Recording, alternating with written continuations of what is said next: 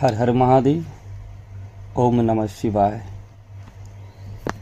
हमारा सनातन पद्धति एक अद्भुत मनोविज्ञान है, या फिर हमारे सनातन साधना के अंतर्गत जितने भी तरह के साधन, नियम, विधि, क्रिया की जिक्र की गई है, हर एक की अपनी एक मनोवैज्ञानिक आधार है।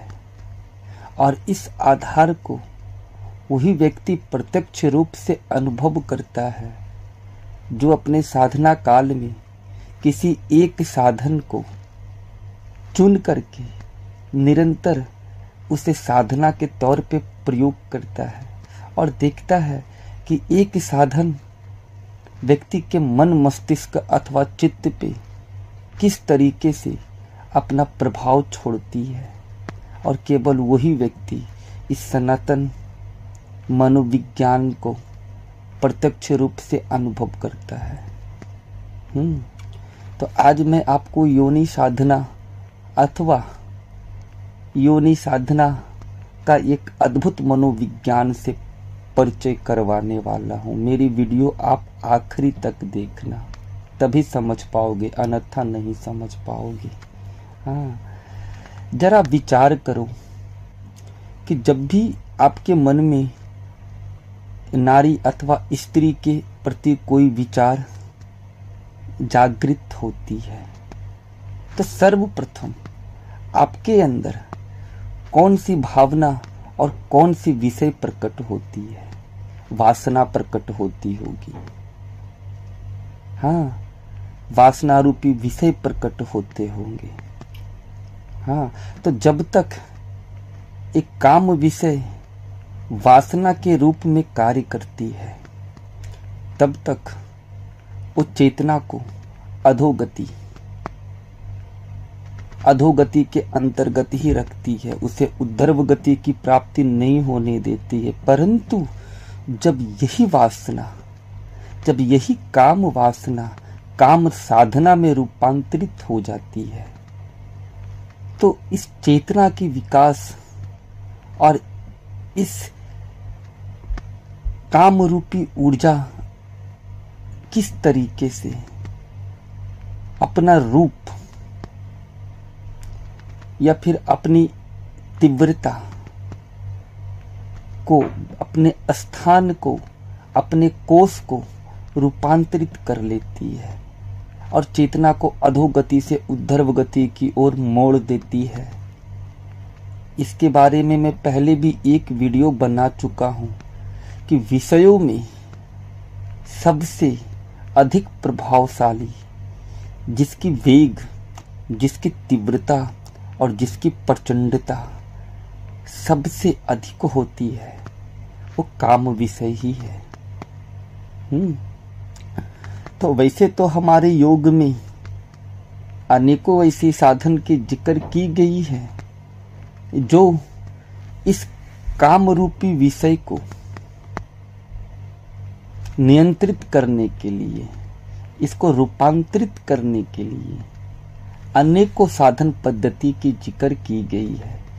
परंतु भक्ति के माध्यम से एकमात्र योनि साधना ही वो साधना है जो काम रूपी ऊर्जा को रूपांतरित करने में सहायक सिद्ध होती है, जो काम वासना को काम साधना में रूपांतरित कर डालती है।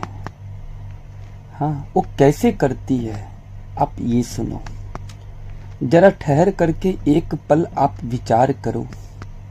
हाँ, जब आप किसी नारी स्त्री से संबंधित कोई विचार आपके मन में आती है तो सर्वप्रथम काम रूपी भावना और काम रूपी विषय ही आपके अंदर जागृत होती होगी।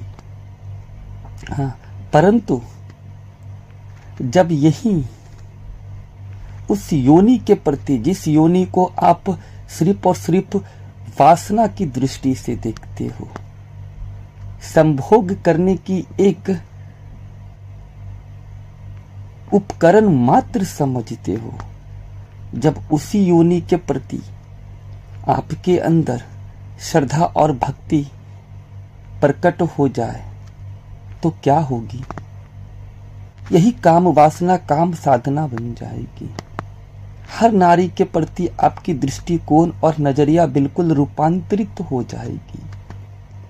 हाँ, तो काम वासना को काम साधना में रूपांतरित करने हेतु भक्ति के द्वारा एकमात्र साधन पद्धति है और वो है योनि की साधना। योनि की साधना हर नारी के प्रति आपकी नजरिया और दृष्टिकोण बदल देगी और इस साधना के अंतर्गत इस काम ऊर्जा को रूपांतरित करने, इसे अधोगति से उद्धर्व रूप देने हेतु हाँ, अनेकों प्रकार की साधन की जिक्र हो चुकी है, अनेकों प्रकार की साधन निर्मित हो चुकी है। परंतु अगर कोई सबसे सहज, स्वाभाविक और सरल रूप से इस काम ऊर्जा को रूपांतरित करने की कोई साधन है तो वो है योनि की साधना। जब व्यक्ति कामाख्या शक्तिपीठ माता कामाख्या के शरण में जा करके हाँ, अपनी साधना को अंतिम चरण देने की कोशिश करता है तो इसके दौरान उसी ऊर्जा को, जो ऊर्जा प्रचंड रूप से हमारे इस तंत्र रूपी तन में अपनी माया रचती है, हमारी संचित सारी ऊर्जा को पल भर में नष्ट करवा डालती है, उसी को रूपांतरित करने हेतु लोग माता कामाख्या के शरण में जाते हैं और अपनी साधना काल के अंतिम चरण को वहीं पूरी करते हैं। और हमारे तंत्र में तो, सनातन तंत्र में तो ऐसी प्रावधान है कि किसी तरह की भी कोई भी तांत्रिक साधना को अंतिम चरण में कामाख्या शक्ति पीठ में ही बैठ करके किया जाता है, तब जा करके वो साधना सिद्धि के रूप में रूपांतरित होती है। हाँ, तो आप जरा सोचो ना, आप एक योनि के पास बैठ करके उनकी भक्ति कर रहे हो, उनके लिए आप अपने अंदर श्रद्धा प्रकट कर रहे हो, और एक बार अगर योनि के प्रति भक्ति और श्रद्धा निर्मित हो जाए तो क्या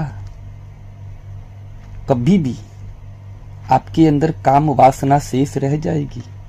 नहीं, वही काम वासना काम साधना बन जाएगी।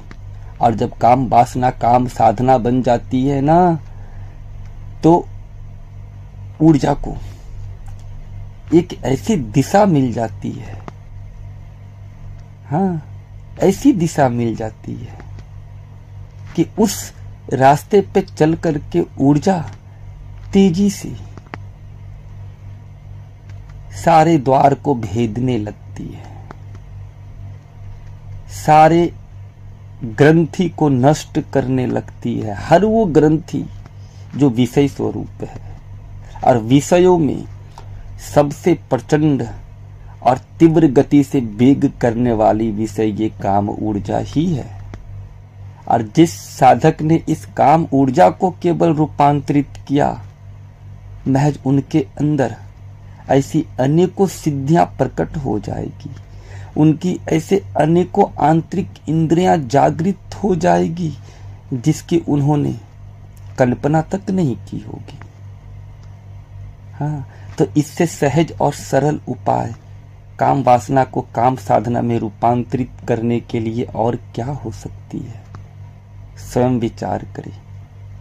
हाँ, योनि की साधना करें, योनि के प्रति अपने अंदर भक्ति और श्रद्धा उत्पन्न करें, फिर आपको इस ऊर्जा को रूपांतरित करने के लिए किसी और साधन की कोई आवश्यकता नहीं पड़ जाएगी। हाँ, चलो, माता कामाख्या का आशीर्वाद आप लोग पे बनी रहे। हर हर महादेव। ओम नमः शिवाय शक्ति।